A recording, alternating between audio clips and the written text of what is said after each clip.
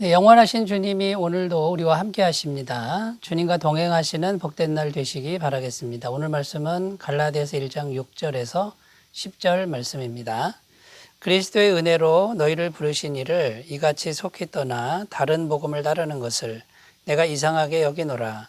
다른 복음은 없나니 다른 어떤 사람들이 너희를 교란하여 그리스도의 복음을 변하게 하려 함이라. 그러나 우리나 혹은 하늘로부터 온 천사라도 우리가 너희에게 전한 복음 외에 다른 복음을 전하면 저주를 받을지어다. 우리가 전에 말하였거니와 내가 지금 다시 말하노니 만일 누구든지 너희가 받은 것 외에 다른 복음을 전하면 저주를 받을지어다. 이제 내가 사람들에게 좋게 하랴, 하나님께 좋게 하랴, 사람들에게 기쁨을 구하랴.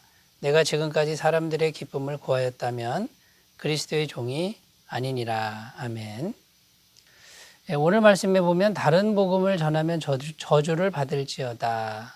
자, 이런 말이 두 번이나 반복되고 있습니다. 8절과 9절에 반복해서 나오는데요. 8절 9절을 다시 읽어보겠습니다. 그러나 우리나 혹은 하늘로부터 온 천사라도 우리가 너희에게 전한 복음 외에 다른 복음을 전하면 저주를 받을지어다. 또 9절에도요. 우리가 전에 말하였거니와 내가 지금 다시 말하노니 만일 누구든지 너희가 받은 것 외에 다른 복음을 전하면 저주를 받을지어다. 자, 이렇게 반복적으로 저주를 받을지어다 선포하고 있는데요. 굉장히 강경한 어조로 말하고 있습니다. 왜 이렇게까지 바울은 강경하게 말하고 있는 것일까요?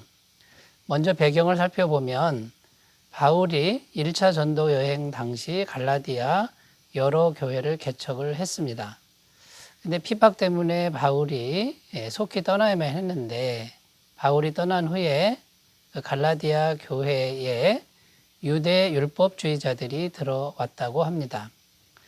자, 이 사람들이 강조한 게 뭐냐면 예수님을 믿음으로만 구원받는다라고 하는 것은 잘못된 것이고 반드시 할례를 받아야 한다라고 가르치기 시작했습니다.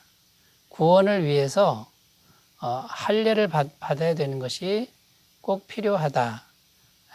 물론 잘못된 가르침이죠. 이신득이의 가르침은 믿음으로만 완벽한 구원을 받을 수 있다라는 것인데 유대 율법주의자들은 인간의 행위, 할례가 꼭 있어야 된다라고 강조하는 사람들이었다는 겁니다. 그런데 이건 아주 심각한 문제를 낳는다는 것이죠. 이것이 왜 그렇게 심각한 문제가 되느냐 하면요. 첫째, 인간이 할례를 받아야 구원을 받는다 하면 예수 그리스도의 죽음이 불완전한 대속이 됩니다. 완전한 죄값을 지불하는 사건이 될 수가 없게 되는 거죠. 심각한 문제가 됩니다. 두 번째는 그리스도의 은혜, 구속의 은혜를 저버리는 결과가 된다라는 것입니다. 인간의 행위가 들어가기 때문에 더 이상 은혜가 아닌 것이죠. 자, 바울은 이런 문제가 굉장히 심각하기 때문에 인사말을 마치자마자 바로 저주를 선포하고 있다라는 겁니다. 그러니까 지금 오늘 우리가 읽은 본문의 이 분위기를 보면 굉장히 강경한 이제 그런 분위기라는 것을 알 수 있죠.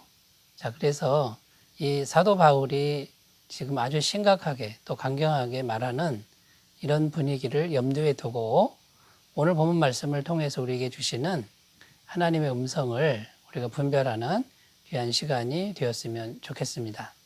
자, 오늘 본문을 통해서 주시고자 하는 그런 아주 분명한 말씀은 뭐냐면 첫 번째, 구원의 길은 예수 그리스도 외에는 없습니다 라는 것입니다. 7절 말씀, 다른 복음은 없나니 다만 어떤 사람들이 너희를 교란하여 그리스도의 복음을 변하게 하려 함이라. 자, 다른 복음은 없다. 이 말과 같은 말이 뭐냐면 다른 구원의 길은 없다. 이런 말이 됩니다. 예수님 외에 다른 구원의 길은 없다라는 말씀이 되는 것이죠.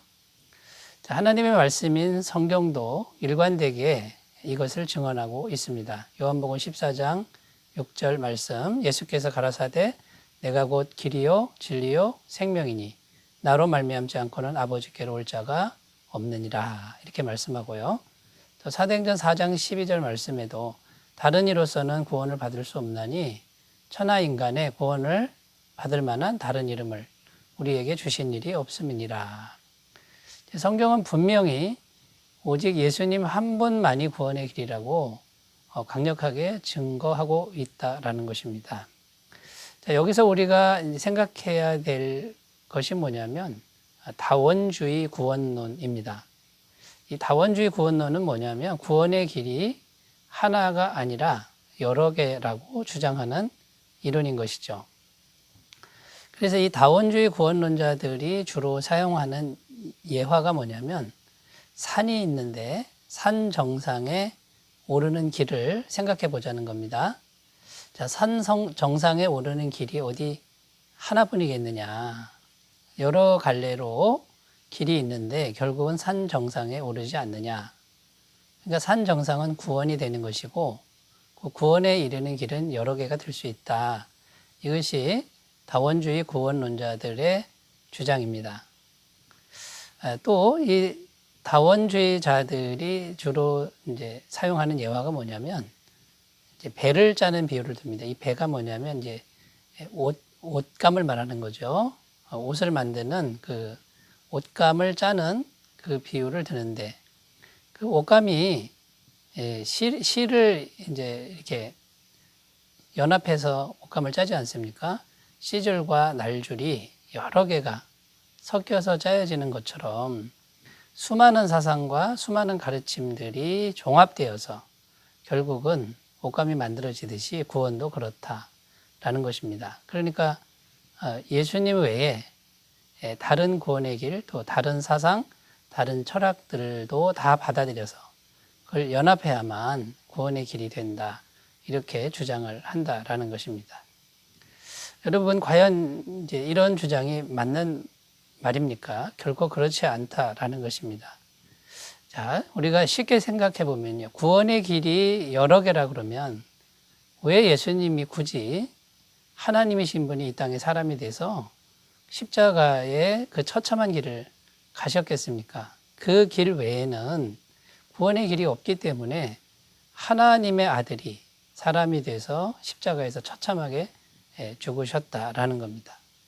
다른 길이 있었다면 그렇게까지 하나님이 하실 일이 아니라는 것이죠. 여러분, 이거 하나만 생각해 봐도 다원주의 구원론은 성경에 위배되고 또 맞지 않는 말이라는 것을 알 수 있다라는 것입니다. 여러분, 오늘 사도 바울이 굉장히 강경한 어조로 저주를 받을지어다 이렇게 말씀하는 분위기를 생각하면서 오직 예수님 외에 다른 구원의 길을 말하는 것이 저주받을 일이라는 것을 분명히 새기는 그런 시간이 되었으면 좋겠습니다. 자, 두 번째, 오늘 본문을 통해서 바울이 분명하게 전하고자 하는 메시지가 뭐냐면 하나님을 가장 진노케 하는 일이 뭐냐면 복음을 왜곡시키는 일이다 라는 것입니다. 8절 9절에 보면 다른 복음을 전하면 저주를 받을지어다. 두 번이나 반복하고 있죠. 복음을 왜곡하는 것이 하나님께 저주받는 일이다. 이렇게 강경하게 선포하고 있는 것입니다. 여러분, 저주를 선포한다 이것을 생각해 보면요. 성경은 저주하는 것을 결코 긍정적으로 보지는 않습니다. 시편 109편 17절에서 19절에 보면 저가 저주하기를 좋아하더니 그것이 자기에게 임하고 축복하기를 기뻐 아니하더니 복이 저를 멀리 떠났으며 또 저주하기를 옷 입듯 하더니 저주가 물같이 그 내부에 들어가며 기름같이 그 뼈에 들어갔나이다. 저주가 그 입는 옷 같고 항상 띠는 띠와 같게 하소서. 이게 지금 성경이 저주하는 사람을 보는 관점입니다. 저주하면 저주가 남한테 가는 게 아니라 자기한테 간다. 그러니까 성경도 저주하는 것을 긍정적으로 보지 않습니다. 신약 성경에 보면 예수님도 원수를 사랑하라, 원수를 위해 축복 기도하라 이렇게 가르치셨습니다. 원수를 위한 게 아니죠. 우리들을 위한 것이죠. 우리가 부정적인 마음을 품으면 부정적인 것들이 우리에게 들어오기 때문에 무조건 사랑하고 축복하라. 그래야 사랑이 너희 안에 들어가고 축복이 너희 안에 들어간다. 이런 내용인 것이죠. 자, 성경도 저주하는 것을 원하지 않는데 바울은 지금 담대하게 저주를 선포하고 있습니다. 왜 그럴까요? 이 복음을 변질시키는 것이 그만큼 심각한 문제다라고 이렇게 말하고 있는 것이고요. 하나님이 정말 진노하시는 사안이다. 이렇게 말하고 있는 겁니다. 여러분, 복음을 왜곡시키면 영혼이 영원한 불못에, 지옥불에 들어가게 되는 거죠. 이건 육체의 생명만 앗아가는 게 아니라는 것입니다. 계시록 20장 10절에 또 저희를 미혹하는 마귀가 불과 유황못에 던지우니 거기는 그 짐승과 거짓 선지자도 있어 세세토록 밤낮 괴로움을 받으리라. 여러분, 이것은 육체의 생명을 죽이는 살인죄보다도 영혼의 생명을 영원한 지옥에 들어가게 하는 엄청난 범죄라는 것을 우리가 꼭 기억하셨으면 좋겠습니다. 자, 세 번째로 가겠습니다. 세 번째, 바울이 왜 그렇게 강경하게 말을 했던 것일까요? 이런 분위기 속에서 우리가 생각해야 되는데, 사람을 기쁘게 하려 할 때 복음의 왜곡이 생길 수 있다. 사람의 눈치를 보면 복음이 왜곡될 수 있다라는 것을 말하고 있습니다. 10절입니다. 이제 내가 사람들에게 좋게 하랴 하나님께 좋게 하랴 사람들에게 기쁨을 구하랴 내가 지금까지 사람들의 기쁨을 구하였다면 그리스도의 종이 아니니라. 지금 바울은 자신의 태도를 분명히 하고 있습니다. 사람들이 자기를 어떻게 생각하는지 비난해도 나는 사람을 기쁘게 하지 않겠다. 오직 하나님만을 기쁘시게 하겠다. 이렇게 선포하고 있는 것입니다. 그 하나님을 기쁘시게 하는 길이 지금 바른 복음을 지키는 것이다. 지금 이렇게 말하고 있는 것이죠. 여러분, 바울은 이 복음을 지키기 위해서 자신의 전부를 걸었다는 것입니다. 생명을 걸고 인생을 다 걸었다는 것이죠. 또 예수님은 어떻게 하셨습니까? 복음의 완성을 위해서 십자가의 길을 가시는데 결코 사람들에게 맞추지 않았습니다. 하나님께 맞추고 하나님의 뜻이기 때문에 끝까지 그 길을 걸어가셨다라는 것이죠. 여러분, 복음 앞에서 사람의 눈치를 보거나 사람을 기쁘게 하는 이런 태도는 정말 하나님이 싫어하시는 태도라는 것. 그래서 복음을 왜곡시키면 저주를 받는 것이다라는 것을 오늘 말씀을 통해서 우리가 새겼으면 좋겠고요. 이런 내용이 지금 바울의 심정 속에 담겨 있는 그런 바울의 안타까운 마음이라는 것입니다. 이것은 곧 하나님의 마음이라는 것이죠. 여러분, 이신득이 오직 믿음으로만 충분히 구원받는다라고 하는 이 진리를 우리가 굳게 붙들고 다원주의나 율법주의를 버리고 주님 더 가까이 나아가시는 귀한 은혜가 있으시기 바라겠습니다. 기도드리겠습니다. 하나님 아버지, 다른 복음을 전하면 저주를 받을지어다. 정말 강경하게 바울이 선포하는데 주여 우리들에게도 바울 같은 그런 마음이 동일하게 있을 수 있도록 인도하여 주옵소서. 예수님의 이름으로 기도드립니다.